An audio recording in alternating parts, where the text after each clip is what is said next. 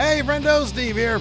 And Larson. And welcome back to Going In Raw, the only pro wrestling podcast you need to be listening to right here at youtube.com/Steve and Larson, available wherever podcasts can be found.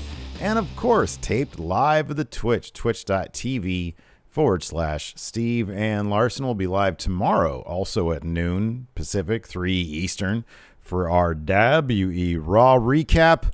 We're on the road to Money in the Bank, where fans will be back to cheer or boo, probably more boo. Road tomatoes, stuff, you know.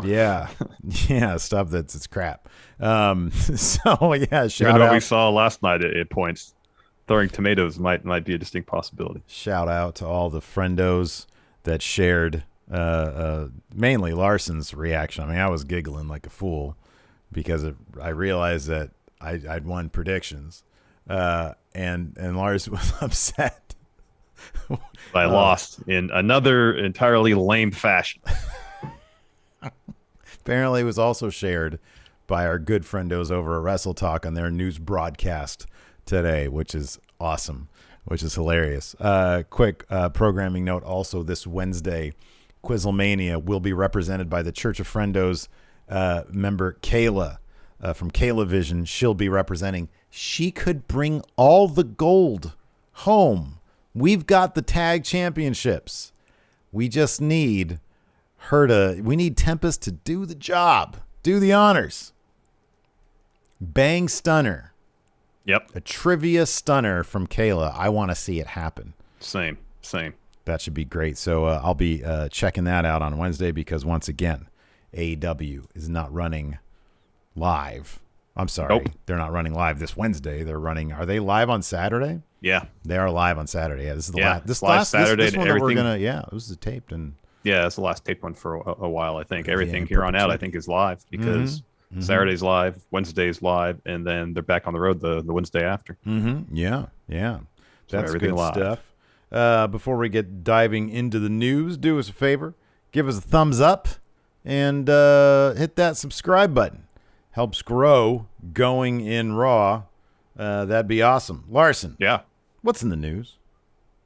Oh, so let's actually rewind to about a couple weeks ago to set up the news we're hearing about today. So Living the Gimmicks, John Alba, again, a couple weeks ago, reported that Edge, you think you know him, would indeed be participating at SummerSlam in a match. You think you know him? Yes, with Alba noting that he was currently slotted as a babyface on the SmackDown roster. Now let's fast forward to today. Steve, would you please? Yeah. So no, I was asking for the fast forward sound. Thank you. So today, WrestleVotes might have given us an indication God on who forbid Edge, I read the news. You can read the tweet. Just who Edge might be facing at the biggest party of the summer. Steve, go ahead. Along with Roman Reigns versus John Cena for SummerSlam, WWE is planning on stacking the SmackDown side with another major matchup. Source says, idea as of now, and this is a good one, I like this, this is my editorializing, is for a Seth Rollins versus Edge first time ever match. Think about this. This was set up many moons ago, several years ago, when Seth, I believe, first won the title. Maybe he had Money in the Bank at the time. And Edge made a return just to do his show. Seth was on it and curb stomped Edge. Ooh, yeah. So if they have to reference that. You would think so, but it was also a time when Edge, was sort of at his, I don't know if they want to talk about when Edge was on the shelf looking like a bit of a weenie, but you think, it makes all the sense in the world, I think, it plays into Edge's comeback story, because back then he thought never wrestle again, and they could kayfabe that moment where Edge got the competitive fire back after being humiliated by Seth. What if he says, I was so close to coming back? Like, people don't know this, but I was consulting with doctors and they were like, hey, you could be on the road to recover. You could be back within 6 months. And then that curb stomp put him back another couple of years. Yeah, something like that. There's that. ways to kayfabe it where they can actually enhance the story. I think that'd be great. A high-profile bout between two excellent workers. Give them 25 minutes. Oh, yeah. Although for 3-hour SummerSlam, probably not a lot of matches are getting 25 minutes. You know what would make that a killer finish too is if they did a roll-up finish. Totally. It'd be rad. Better yet, double roll-up. So they can have the rematch the following SmackDown. I like that. That's following SmackDown. Exactly. Yeah. No, I think this is great, man. I think Seth is doing great work these days. Edge is always a lot of fun. So yeah, I'm down to see this. Oh, heck yeah. You know, it'd be interesting. Hopefully he stays far away from Roman Reigns, who stacked him last time he saw him. Pinned him. But yeah, that'll be great. I think that's fantastic for SmackDown. I wonder if that. It seems like it would maybe preclude. You know, I one of my things was okay. I wonder if Edge might win Money in the Bank. Do you think it's gonna be Drew McIntyre at this point? I think it might be Drew win that Money in the Bank. You can't discount the possibility of that happening, but you never know. Yeah, you never know. I mean, given if this is true, if they're thinking about this, and obviously they're far away from thinking about Edge as Mr. Money in the Bank or Seth Rollins for that matter, but Seth would be great. Think so? I think Seth would be, as we've seen already. Yes. The prospect of revisiting that territory would be pretty fantastic. You got that right. That'd be pretty cool. Let's talk about this. The WWE apparently wants to bring The Rock back. We know that, but apparently WWE wants him to wrestle this year. There's only 6 months left in this year, dude. Less than that. So we've been hearing rumors for a while. Obviously, WWE wants a Roman Reigns versus Rock dream match at some point, maybe at 38 or 39 WrestleManias. But given Dwayne's insanely busy schedule in Hollywood, that match has been difficult to book. According to WrestlingNews.co, however, it seems like WWE might want The Rock back in the ring prior to next year's WrestleMania. Saying that, quote, there was some hope that The Rock would actually wrestle at Survivor Series. The reason why WWE wants The Rock on that show is to celebrate the 25th anniversary of his debut, of his debut. So yeah, that's cool. I mean, we had heard prior, I don't recall the source, about WWE doing some sort of 25th anniversary of The Rock at Survivor Series, but this is the first we heard about apparently WWE actually wanting The Rock to wrestle in some capacity on the show. Now, if you have this 25th anniversary celebration of The Rock, real easy for Roman Reigns to interrupt and tell The Rock that he needs to acknowledge him. That he's leading the family now. One strong move. I don't know if they would want. I mean, would this be a match or I think like a celebration where they do like Foley shows up? That'd be great. Exactly. Maybe Austin Rock, shows this is your up. life type thing. Triple H shows up. All the guys that had big interrupted feuds by with Roman. Acknowledge me. Shawn Michaels, and then of course interrupted by the Tribal Chief. Oh, I can feel it. That's good. That's good stuff. That's good. I actually feel like that's a stronger segment than potentially The Rock. I understand Rock wrestling is a huge deal. It's a much stronger segment. It is because it's a stronger segment. Roman drops Rock with one move at his celebration, and that sets up the match. Rock scurries away, and then that gives us the match, and then Roman wins anyway. If Rock's going to come back, you want it to be on the largest stage possible. Survivor Series. It's a major pay-per-view. It's not WrestleMania, though. No, it's not even Money in the Bank. In my estimation, for me, it goes Rumble, Mania, Money in the Bank, SummerSlam, and then Survivor Series in terms of the pay-per-views I look most forward to. In WWE, anyways. I mean, obviously, Triple Mania is number one, but we're not. We're just talking about WWE right now. It's Triple Mania, Wrestle Kingdom, and then all the WWE ones that you listed. Big gap, and then and then all the other ones. But Triple Mania is far and away number one. Yeah, the Wild Card Finals is up there too. Totally, that's not even a pay-per-view though.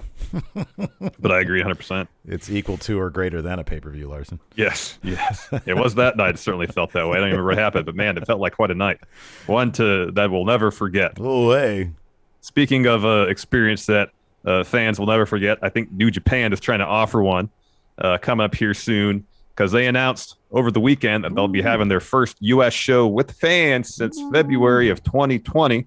It's going to be dubbed New Japan Resurgence, and it will take place at the Torch at the LA Coliseum on August 14th. That's the same day as Triple Mania.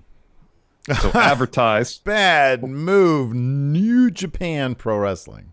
So advertised for the show, John Moxley. He's Good the U.S. name. champion. Good name. Jay White. He's Great a never name. open weight champion. Great name. The Good Brothers. They're good. Tom Lawler, the strong champion. I like filthy Tom Lawler. Finn Juice. They're good. Leo Rush. That's important because this could be one of his very last dates. Yeah. He said in his retirement statement that Yep. he has some obligations. Mm-hmm. And then Shooter's going to be there. Shooter. Yeah, that's So great. we'll get some reunion between him and John Moxley. Many more names, I believe. Brody King, the Dirty Daddy, Chris Ren Dickinson. Narita. Yeah, Dickinson. Yeah. I like that he's. There's a been lot doing of names on there, so it seems like they got, the top of the card from New Japan Strong, plus some New Japan wrestlers that happen to live stateside. Yeah. So it's shaping up to be a pretty solid show. Absolutely. Yeah. Yeah, that's going to be good stuff. And then of course, like, what was it? 2 weeks before that is like the return of PWG there in LA. Yep, August 1st. LA's got some fun stuff coming up. All right, let's take a quick break here to get a word from the sponsor of today's show, Manly Bands. Hey, Larson. Yeah. We're both happily married men, but shopping for my ideal wedding band was basically a nightmare, going to jewelry store after jewelry store. Well, Steve, now husbands-to-be can avoid that hellish experience thanks to Manly Bands. See, Manly Bands lets you get the look that you want in just about any material imaginable, even material from outer space. That's right. We're talking meteorites here, people.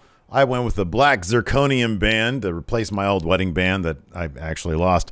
And it's great. And the ordering process was super easy. First, get yourself a manly ring sizer from Manly Bands to make sure that your ring will fit perfectly. Once you know your size, check out the insane selection of materials to choose from, where they got gold, wood, antler, steel, dinosaur bone, and even the meteorites that killed those dinosaurs. I went with the carbon fiber band to replace the insanely heavy ring I got years ago when I got married. I never wore it because it's too bulky, but this ring here from Manly Bands is comfortable and super lightweight. And once you've selected your band, Manly Bands offers free shipping worldwide, a 30-day exchange policy, and a free warranty. To order your Manly Band and get 21% off plus a free silicone ring, go to manlybands.com/raw. That's manlybands.com/raw for 21% off. Manly Bands, the best damn rings, period. Before we get back to the show, here's a word from the sponsor. Today's show, forhims.com. Hey, Larson. Yeah. Is that hairline of yours slowly making its retreat? Sorry, 66% of guys start losing their hair by the age of 35, but I'm here to tell you that the best time to prevent even more hair loss is do something right now while you still have some follicles on that dome of yours. And why do guys turn to odd solution or do nothing at all when they could turn to medicine and science? Hims is helping guys be the best version of themselves with licensed medical providers and FDA-approved products to help treat hair loss. Hims connects you with licensed medical professionals online. All you got to do is answer a few questions, and if it's determined it's right for you, you'll be prescribed hair loss treatments that are shipped directly to your door. It's discreet, completely confidential. It means you can say goodbye to all those awkward in-person doctor's visits and long pharmacy lines. Today, Hims is giving you their best offer yet. If you're not happy with the results after 90 days, Hims will give you a full refund. And right now, Going in Raw listeners can get their first visit absolutely free. Go to forhims.com/GIR. That's forhims.com/GIR. Prescription products require an online consultation with a healthcare provider who will determine if a prescription is appropriate. Restrictions apply. See website for full details and important safety information. Remember, that's forhims.com/GIR. Let's talk about AEW Dynamite. There was an episode on Friday night after SmackDown. Fun enough show. Actually, there was a couple things that I really liked about Dynamite this past week. The cage match was brief enough, so I appreciated that. And in fact, a small chunk of it was actually pretty decent. I thought the very beginning was pretty good. Yeah, it wasn't terrible. It's when they tried to get a little bit more ambitious, simulating an MMA fight, that it really just looked like bad MMA. You know, I thought it actually was better when they tried to simulate the strategy of an MMA fight where they try to take a shot and pick their spots. The very beginning of the first round, that's what was going on. Yeah. It was when they started just throwing wild haymakers at each other. that it kind of started to fall apart. Yeah, the thing that I like when Wardlow was trying to do the ground and pound. Yeah, the work punches just They were kind of just don't work in an MMA thing. It was just kind of goofy. But hey, they did their thing. I appreciate that. AEW has no problem just, let's just do this. Let's just do this. Let's just do that. So, yeah, it was fine. It was a bit goofy. But in the second round, Hager ends up making Wardlow pass out to a head and arm triangle as Wardlow throws up the middle finger, the inner circle, Jericho's thing. So that was cool. And then, of course, afterwards, a big brawl breaks out between Inner Circle and Pinnacle. MJF ends up clocking Dean Malenko, the Iceman, who, has a rekindled friendship with his old rival, Chris Jericho. So, You think we're going to get the man of 1,000 holds back in the ring, dude? I mean, like for a match? No. Probably not, right? No. He'd wear a Dean Malenko. Is there any Dean Malenko merch out there? Does he have a pro wrestling t-shirt? You would think he'd have to, right? I'd buy a shirt. Yeah. I wouldn't be surprised, though, if he walked down with Jericho for his inevitable one-on-one match against MJF. Get some cool vignettes with those guys. Yeah, that'd be good stuff. That'd be cool. That'd be very cool. MJF. All right, while you look that up, after that, we had Frankie Kazarian, Eddie Kingston, Penta promo. This is good stuff. Kazarian calling out Matt Jackson during the course of this. Eddie, Penta giving their 2 cents as well. 3 solid shirts here. That's cool. Yeah. For the Iceman. For the Iceman. And then after that, we did Team Taz promo. I love these. Taz I love these. Because there with Hook and Starks and Powerhouse Hobbs. It's always meant to be like a stand-up promo, but it's always group therapy. Why really isn't Taz talking to Ricky Starks in private? By the way, when you look at Hook, do you see WrestleMania main eventer in 15 years?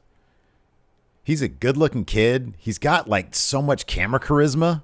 And if he's got his dad and he's a little taller than his dad, if he can bring that intensity that his dad brought, which at this stage is difficult to see if that's possible because he's still just sort of, a kid who just woke up from a nap. Yeah. But man, Hook's got a great look to him, dude. I'm telling you, 15 years, I mean, like wouldn't shock. What have we seen? It looks like he has some like legit training. Yeah. So you never know. You never know. Anyways, so how old is Hook? Joe Ores wants to know. I think he's like either 14 or 19. I'm not really sure. I have no idea. He's just one of those ages. So yeah, Team Taz is like, hey, let's deal with our issues. He tells Starks that he needs to put his issues with Brian Cage. They need to be put to an end. And Hobbs talks about how Starks and Cage left him, by himself last week, more or less a handicap match against 10 and Hangman Page. And then Taz wonders, hey, Hangman, you got the win, basically a handicap match, but can you beat Hobbs 1-on-1? Issues a challenge for Dynamite next week. Yep. After that, we had Scorpio Sky and Ethan Page versus Darby Allin and his partner, I Don't Want a Partner. So this is just a handicap partner match. Partner was John Cena because you can't see him. Couldn't see him. The new rumor.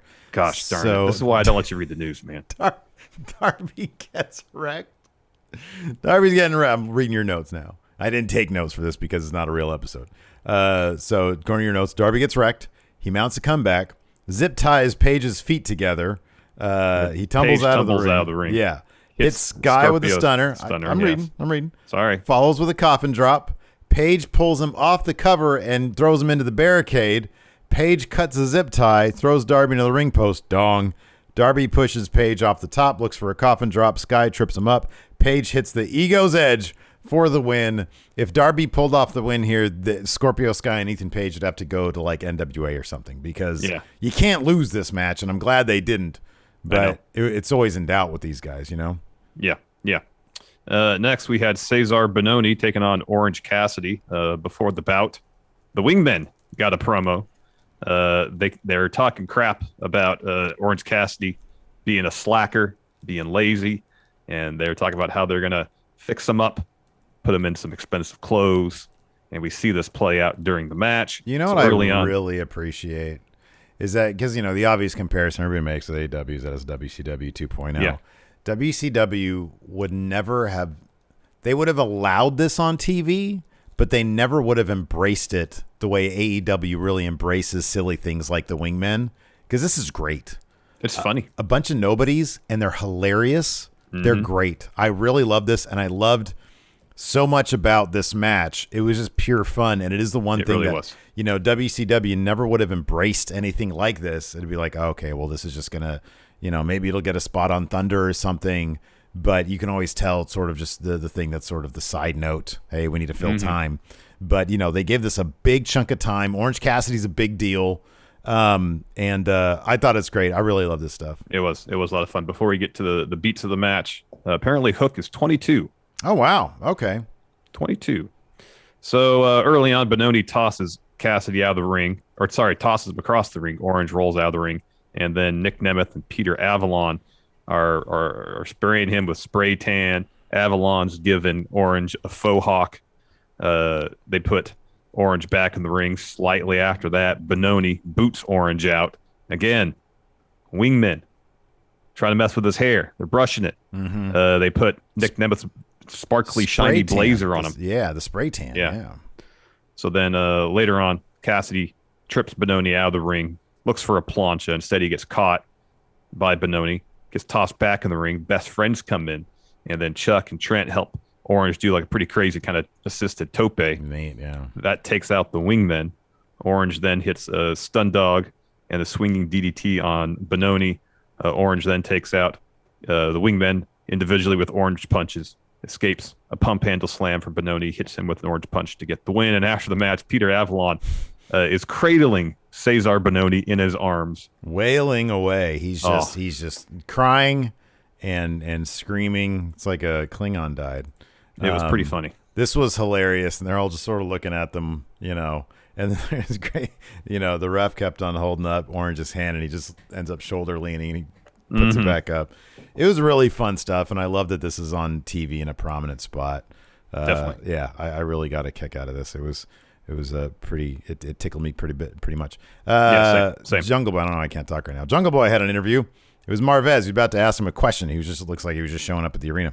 And Omega and Callis roll up in like one of those golf cart, little field cart things. Kenny says he's here, no custom suit, no sunglasses, no titles, but why? And he says last week Jungle Boy butted into his business, embarrassed him, and tarnished his image. So this week he's going to give Jungle Boy a chance to prove how tough he is. I know you've been in matches, but I don't think you've been in a street fight. He says.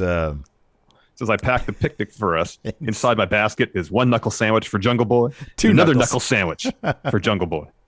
And Jungle Boy says, I'd personally rather face you next week for the title. And Omega says, okay, how about this then? I'll sweeten the pot. Here. What part did he use the word asshole? It was before this where he's like, oh, I can't wait because I'm gonna be all up in your ass. I'm gonna be all up in your asshole. And they had to like beep out the asshole part because you can't say this shit. Kenny's like little sexual jokes are the funniest thing in his repertoire. The 69 Me Don stuff. Yeah. He loves taking it just over the line with the sex talk, and it's absolutely hilarious. Yeah. I'd rip you all up in your asshole. Kenny puts his hands behind his back and says, hey, here, Jack. First shot is free. And Jungle Boy says, all right. So he takes off his backpack. Yeah, take off your backpack. Callous. About to put his hair up in a bun, and then Nakazawa clobbers him from behind with the laptop.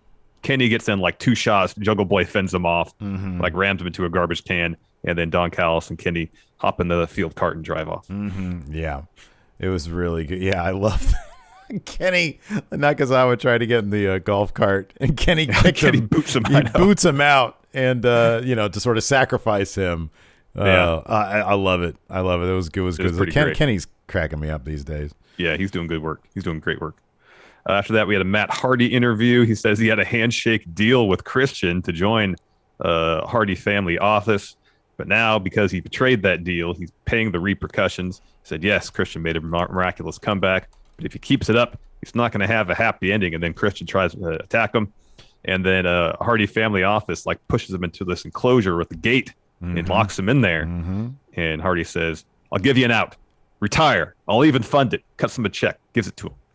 It says, if you keep coming after me, I'll end your career permanently. Yeah. And then we had Cody and Brock Anderson. Sorry, Cody and Brock Anderson versus QT Marshall and Aaron Solo. Yes, this is the AEW debut for Brock Anderson, who's 23 years old. And I thought he looked fine. Looks like he's been to wrestling school a little while. Looks like sort of his dad. Yeah. In the face and the hair a little bit. You know, it's going to be a little while before he's truly, you know, carrying on the legacy of Arn Anderson. But I thought he looked fine. It's just it's hard for me to get invested in this Cody stuff because it's like, you know, I don't know. It doesn't seem to impact the larger AEW universe whatsoever. I mean, we were talking about this, I think, in the pre-show.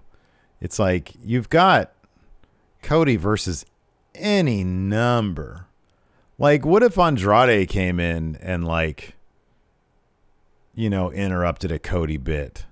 Why Hangman isn't doing anything right now? You know, it's like if Cody's fine being like, I mean, I guess Cody thinks he's a face, but Cody's always said, hey, I could be a face or a heel. Why not do a Hangman Cody thing? Get Hangman over. I know. I mean, I'm looking up and down this thing. Cody versus Penta. Cody versus... We had that match. We thought we were going to get like a real feud. Oh, we thought it was going to be a feud. That's right. It was a match. Of course, Cody won. A match. Cody versus the Wingmen. Maggie had a good question. Does the Wingmen have an alpha, or they're just wingmen for each other? That's what I think it is. It's kind of revolutionary if you think about it. They're all each other's wingmen. Hey, who's going to be the alpha tonight? Cesar. Whoever's in the ring. But then isn't Caesar, I think, is married. I don't know how many of these guys are married or not. No idea. In which case, what if they're all married, they're all just wingmen, and they just find dudes to help? Like guys that are at the club who need wingmen. Doesn't that make them faces? Potentially. I don't know. I got a lot of questions. Potentially. Got a lot of questions. There's a lot of questions. Hey, let's get back to this match. Yeah. Cody, Brock versus QT Aaron. So Brock, he ends up getting isolated for quite a while. Then he counters a crossroads from QT into a DDT. Cody gets the tag in. Aaron Solo's in as well. Cody goes on a run, hits QT with a destroyer. And then eventually, though, he and QT brawl up stage. Aaron Solo looks for some sort of double underhook move on Brock. Brock escapes that, pins Aaron Solo with a jackknife cover, gets his first professional wrestling win in AEW. After that, we had a Jake Roberts, Lance Archer promo. Oh, boy. They are stressed out, man. You got that right. Jake says, I've had to reconnect with Lance. Lance doesn't want to wait, but sometimes you have to you have to wait. You have to wait. Then you pounce, like, a tiger. And he's like, what am I supposed to do? Tell him to be patient? Bitch, slap him? And then Lance growls at him, and he's like, I can't do that. And then Lance stalks off, and Jake says, I can't do that. I got to go. Yeah. Yeah, it's tension. A lot of tension. After that, we had an Andrade interview. JR asked him, 3 questions here. First, why AEW? Andrade says there's many reasons, but first and foremost, there are many stars there, but he's a superstar. True. WWE superstar. Yeah, former. JR is asking, TNT title, AEW world title, are they on your radar? And Andrade says, yes, I deserve opportunities at both those belts. It's this next step. And then JR asks, why Vicky Guerrero? Why did you align with her to make your debut? He says she knows the business. She's smart. She came up with Eddie Guerrero. Her family is full of wrestlers, as is mine. That's why we have a great connection. But he and Vicky have some surprises in store. And then did you notice what happened right after that? They cut to black. They didn't fade to it. They didn't fade to it, but they did cut to black. Alistair, you're thinking, huh? Can't say fade to black because... Tommy End. It's a WWE thing, but yeah. Thea Trinidad, Alistair, Tommy End, Andrade El Idolo. Andrade the Idol. Your name is Andrade the Idol. El Idolo. Yeah. After that... I like the explanation why he aligned with Vicky. It makes sense. It's much more effective than actually having Vicky talk for him, and I hope they limit that quite a bit. Because she, personality-wise, it doesn't fit. But everything he said is totally true. I really loved this interview. I thought it was great. He sort of went between English and Spanish, whatever he felt stronger with in the moment. They did subtitles. He looked like $1 million. I thought it was great. This was awesome. It was awesome. Yeah. It was awesome. After that, we had a Hangman Page Dark Order interview. He's asked about Taz's challenge. Page accepts. And he says, but right now, I'm with friends, and that's what I'm worried about, is being with my friends. And then he's asked about the Kenny Omega Jungle Boy title match, since Hangman is the number 2 ranked contender right now. Paige is kind of hesitant to really answer, says, oh, I'm in a good mood. Look, John Silver nearly healed up. 10, he won the main event last week. 5, he's got a new jacket. Evil Uno, well, he put on a really good performance in that TNT title match. He's still a winner to us. And then they all celebrate. Chant Evil Uno's name. So he's avoiding that whole topic of Kenny as champion. Yeah. He's nursing his emotional wounds still. Correct. Let's take another break here to get a word from the sponsor of today's show, Sheath. So, Steve. Yes. I know you're a boxer brief type guy, yeah? Oh, yeah. I like to keep my business secure, but I also need some room to let my dude parts breathe, Larson.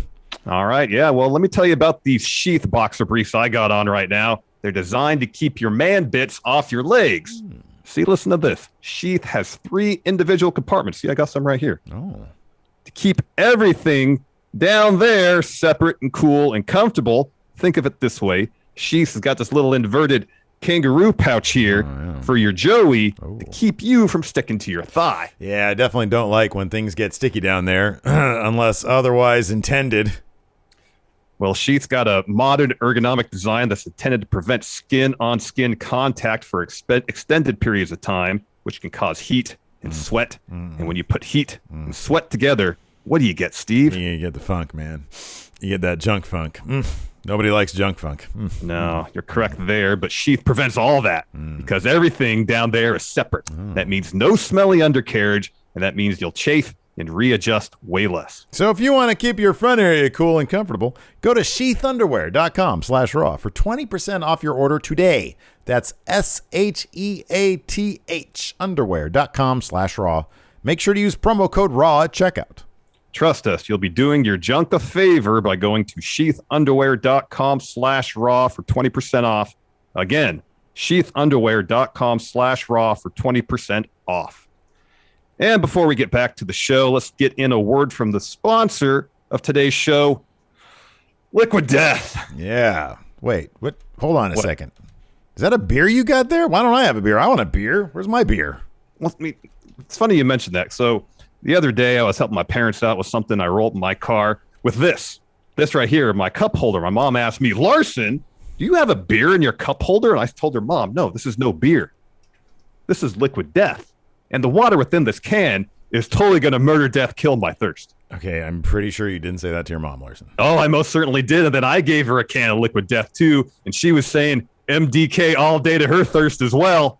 But yes, I can see how this awesome-looking tall boy can could be mistaken for a beer. But I'll tell you, Steve, there's an advantage to putting your water in some aluminum rather than a plastic bottle, because you can actually really effectively recycle this here can. Oh, yeah. Plastic is bad, and most of it just ends up in a landfill anyways because it's not profitable to recycle. Aluminum is, though, I take it?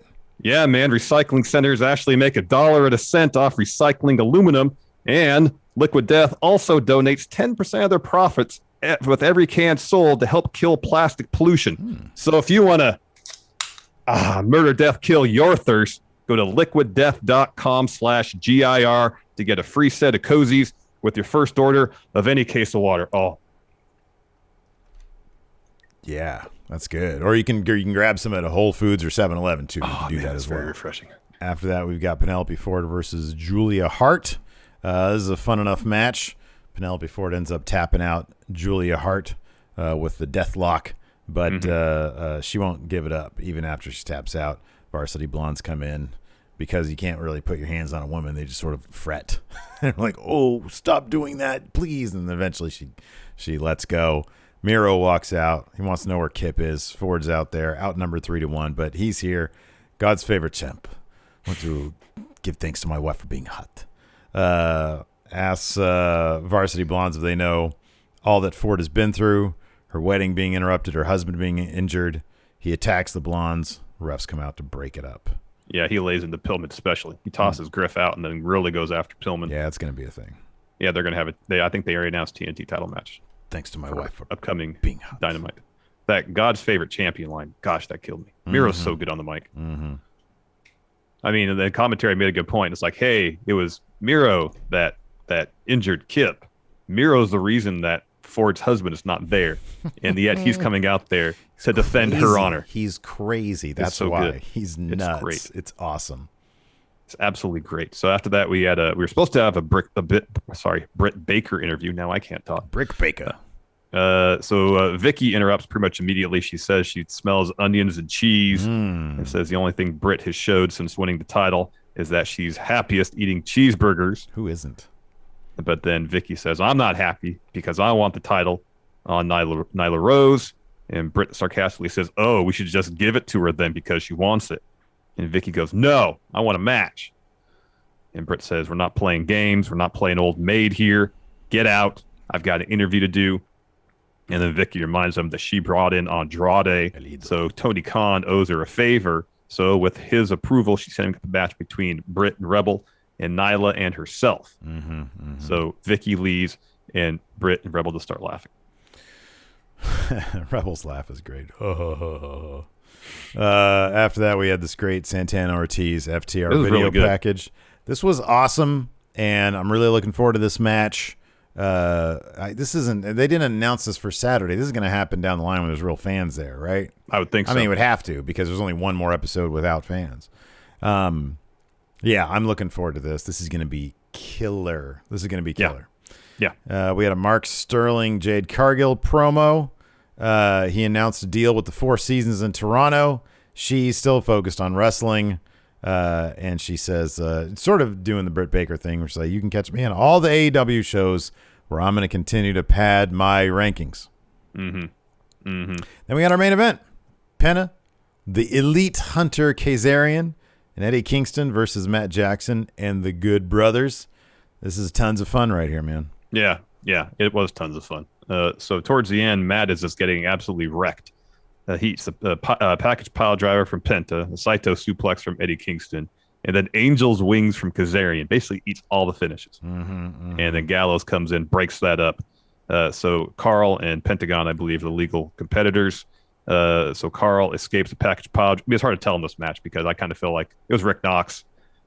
He's being pretty fast and loose with tag rules here.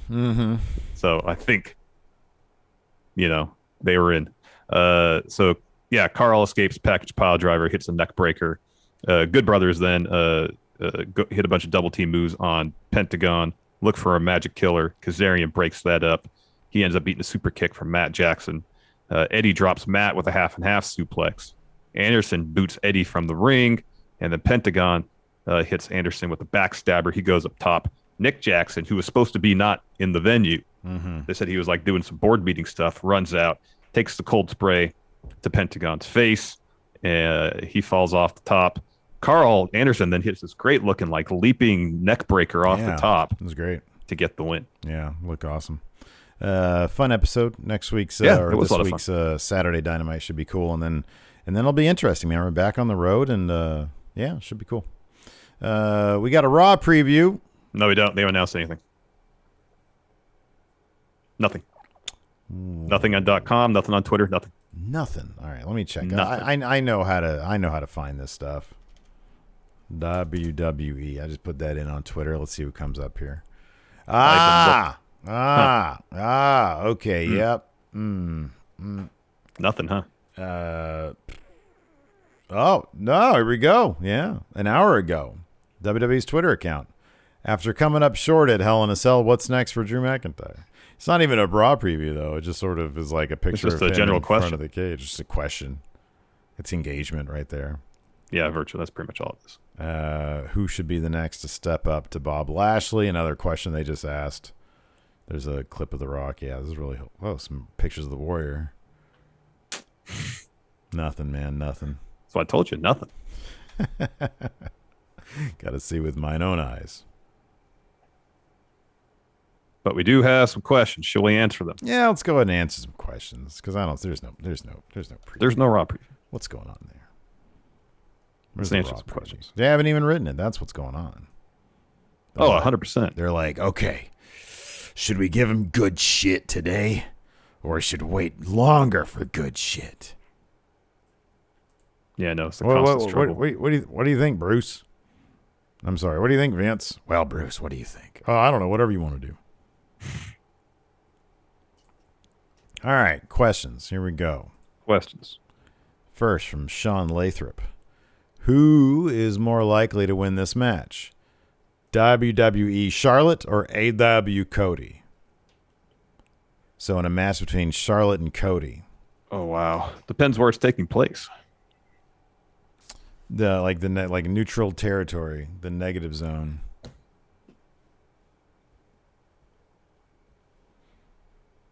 Which entrance does Charlotte use? Because Cody has his own entrance in AEW. That's so messed up, isn't it? Why does he get his? Because it's Codyverse. Because it exists it's outside. a separate universe. He's basically just booking his own. Somebody just asked that to Tony Khan. Hey, why is Cody not? I mean, I think they did, didn't they? They asked Cody that. They said, Cody. They asked him about the emails or something, or like the beef, and he was like, "There's no beef. Everything's fine. We're good. I'm telling my stories. I'm making my music." Your music kind of sucks, dude. Wow. Well, he's like, hey, Cody's a good wrestler. He's a really good storyteller.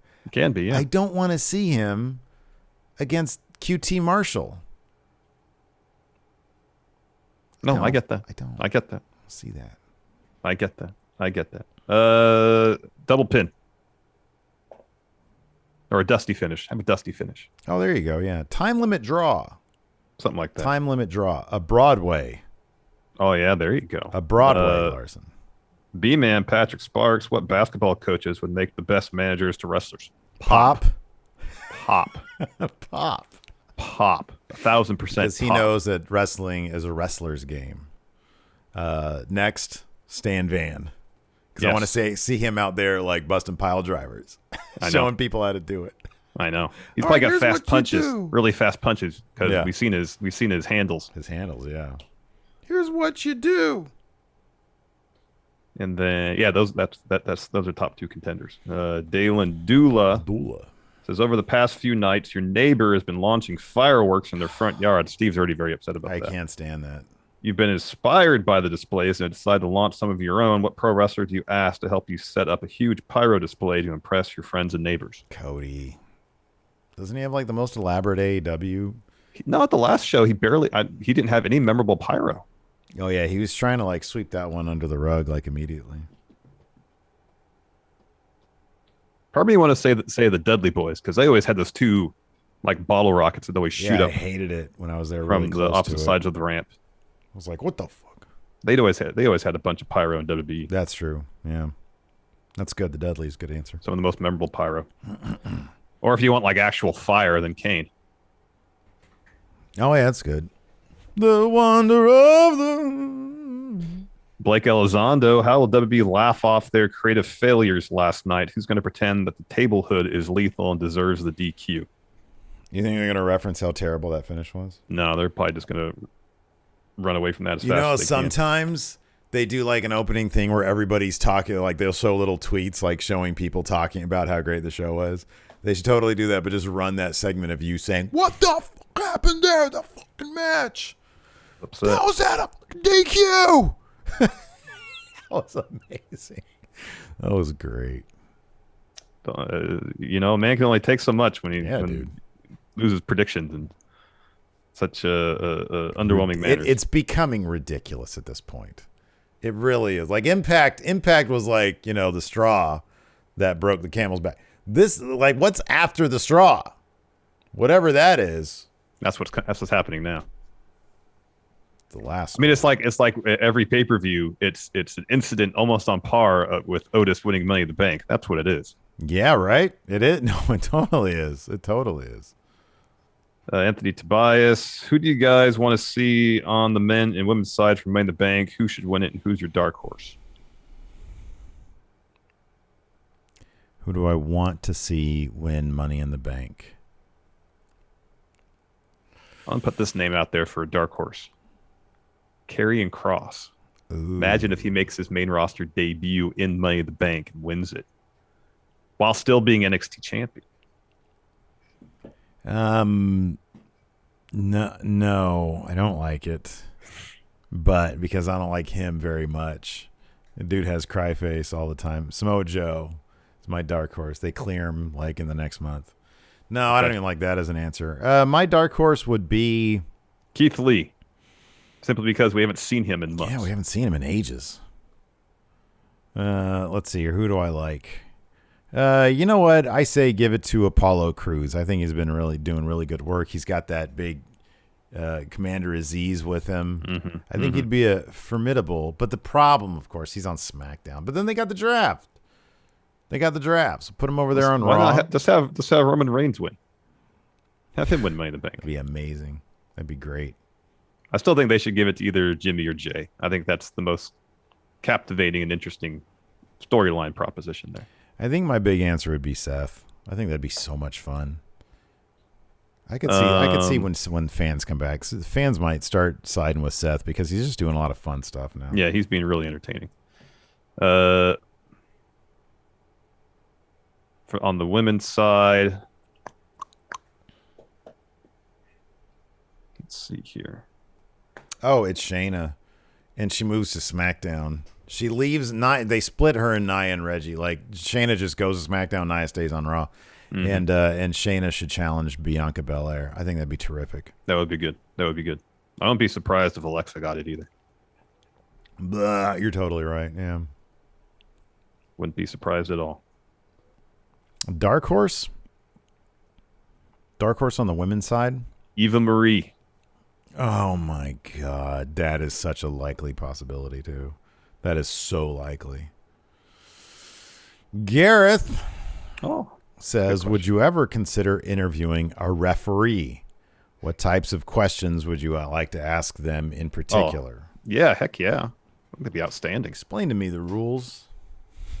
Get Mike Chioda on here.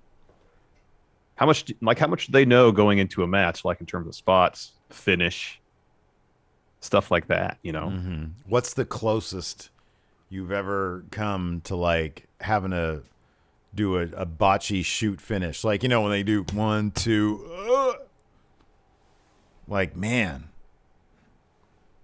it seems like a perpetual anxiety attack. The 3 count. I mean, a lot of everybody has to be on the same damn page. I know. Ricky Scurvy here in chat says, have them explain ref bumps. Yeah. I guess that means, why are they out so long? Yeah, just ask them about the tropes of refs. Like, why is it you guys don't pay attention, like, in kayfabe? Because you really don't. Why is it you're so easily distracted? Jason Lewis, now that they have credit cards, what is McMahon's next step towards Marvel-like dominance? Well, he's got the Money Stone. Now he needs the Soul. Well, he's kind of got the Soul Stone, I feel like.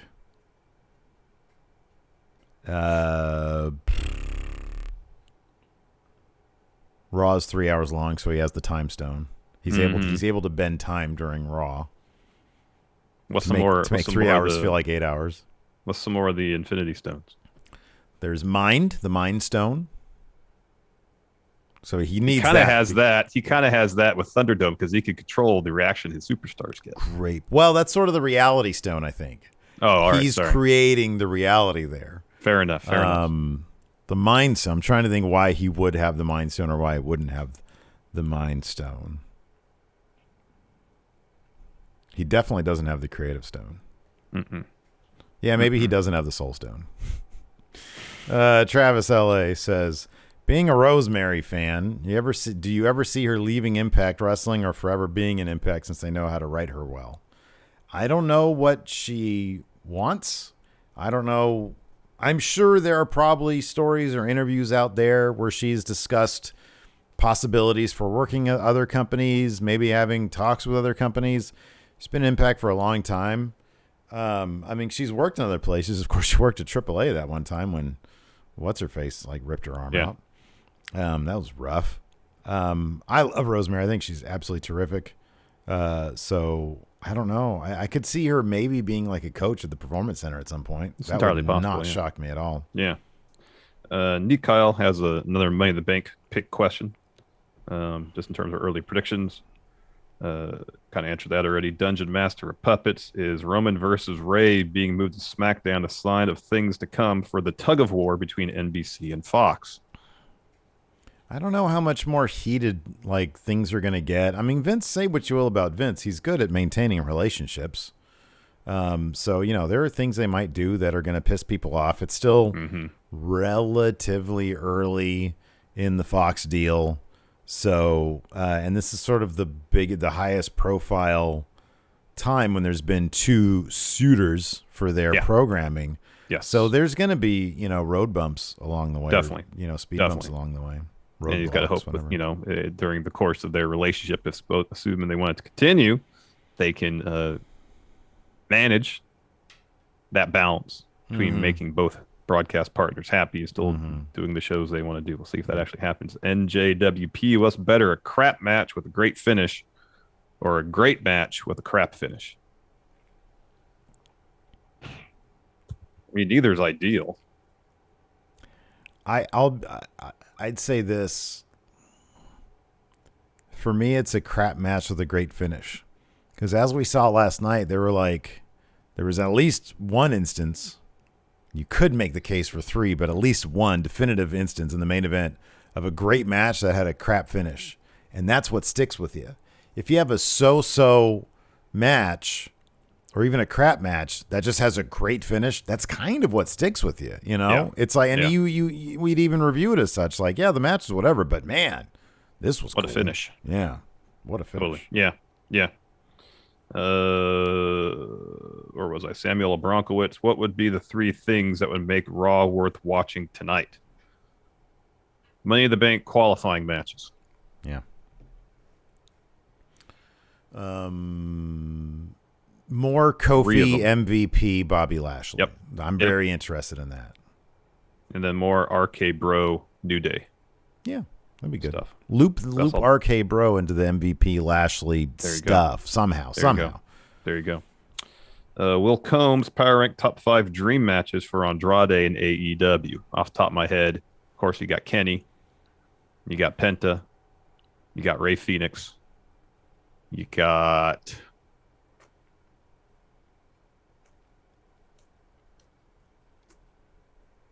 who else do you got? Oh man, my list. Number 1, maybe Eddie Kingston. That'd be awesome. Cody. Get him out of the damn Codyverse. Ricky Starks, once he's back from injury. Ricky Starks is a good wrestler. I'll go with Darby Allin because who wouldn't want to see that? True. And my last one would be Pac. We'll agree on that one, yeah. Your list is great also. Thank you. Nick, who do you see challenging both Roman and Bobby at Money in the Bank? Bobby is going to be Kofi Kingston. Yeah, I think you're right about that. Roman?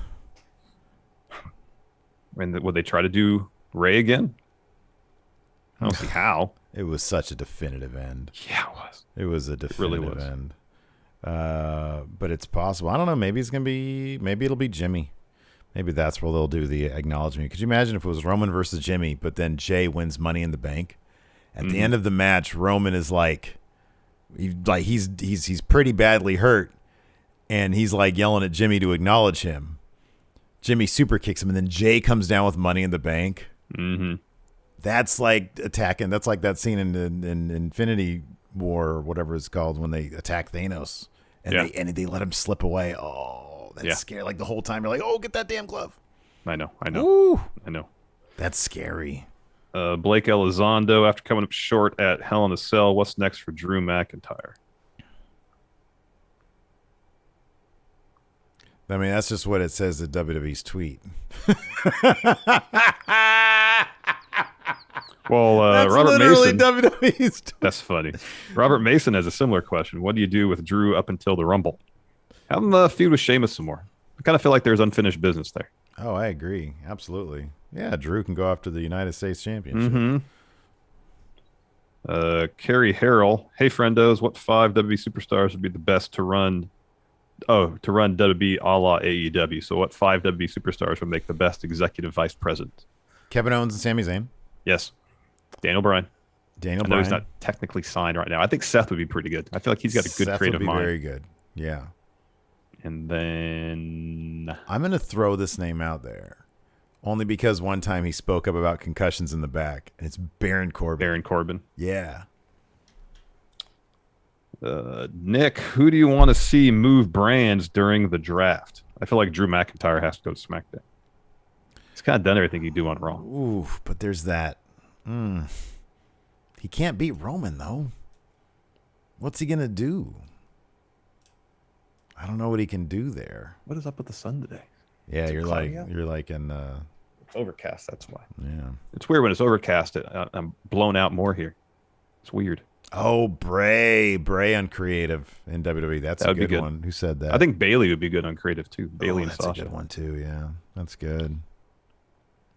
We've got some questions here on the Twitch as well. Joe says, would the Rock at Mania be the right time for him to announce his presidential run? No, it has to be on Jay Leno, just like Hulk Hogan. Jay Leno's not on anymore, man. Doesn't he have like a car show on like Peacock or something? You're asking the wrong guy. Netflix. You heard Netflix got Spielberg? Oh, really? What is he going to do? Make movies. Well, I meant specifically if you knew. Oh, no, I don't know like how many movies or what they are or anything. I read a headline that says Netflix got Spielberg. Gotcha. Like, I didn't see the dollar amount either. It's got to be like $1 billion, right? It's got to be an enormous amount. Doesn't that have to be $1 billion? Got to be a lot of money. Frederick the Dino says Hook is... Oh, sorry, that was old. Let's see here. No. No. Jorge D, how would you rate Christian's AEW run so far? He says, it's been a dud to me. He's been in no real feud and is now going against Matt Hardy. He's in a Matt Hardy feud right now. And this is it's only like his second month being there. Yeah, he hasn't been there very long. I mean, I think, look, he's not... They understand that he's not their main... They didn't bring him in to be like Mr. Main Event guy. So you got to bring him in and sort of ease him in. Not right away. Yeah. Yes. By his own admission, he says, I want the title, but I know I can't just go right for it. I have to put some wins together. Yeah. Sinister Seal, should they do something interesting with Money in the Bank again like they did last year? Oh, with like the climbing the corporate tower? That'd be great, but with it being in front of live fans, they're not going to. I think, you know what, as much as I loved it, with Money in the Bank, I wouldn't want to see that again because it needs fans. And somebody later on asks, says, is there a night of cash in the night of Money in the Bank entirely possible. Is there a night of cash in the night? Yeah. There will be a cash in at Money in the Bank. That will happen. No idea what it is, who it is, probably on the women's side. But yeah, that's totally going to happen. Yeah. Boy, wouldn't that be great if it was Roman versus Jimmy and Jay won? And he comes down. Oh, and because if they lose, then they have to deal with Roman. Even if they win, they have to deal with him. But if they lose, it's like, oh, crap. We just showed our whole card. It's probably worse if they lose. It's way worse if they lose. Way worse. Oh. Because not only did they fail in their endeavor, but by doing so, you embarrassed the family. Oh, in the worst way possible. They just put all their dirty laundry out to air in front of, oof. Muted Mayday says, are we getting Piper's new name tonight? Probably. But I don't know. They always put that crap off. It's so weird. Chill Gaming Inc., how do you feel about Drew teaming up with Sheamus? I mean, in theory, that's cool, but I kind of feel like that's just going back to the well of the bar. You know, that's kind of a step backward, I feel like, for Sheamus at this juncture. Feels like it's beneath Drew to do that.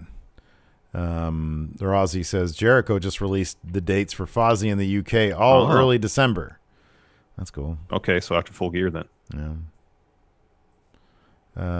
Let's see here. Sinister Seal says, should they do something interesting with Money in the Bank again? Sorry. Okay, cool. Okay, cool. All right. Well, that's going to do it for us. Thanks, everybody, for tuning in. We appreciate it. Enjoy Raw tonight. We'll be talking about it tomorrow on the show at noon Pacific, 3 Eastern on the Twitch. Till next time, we'll talk to you later.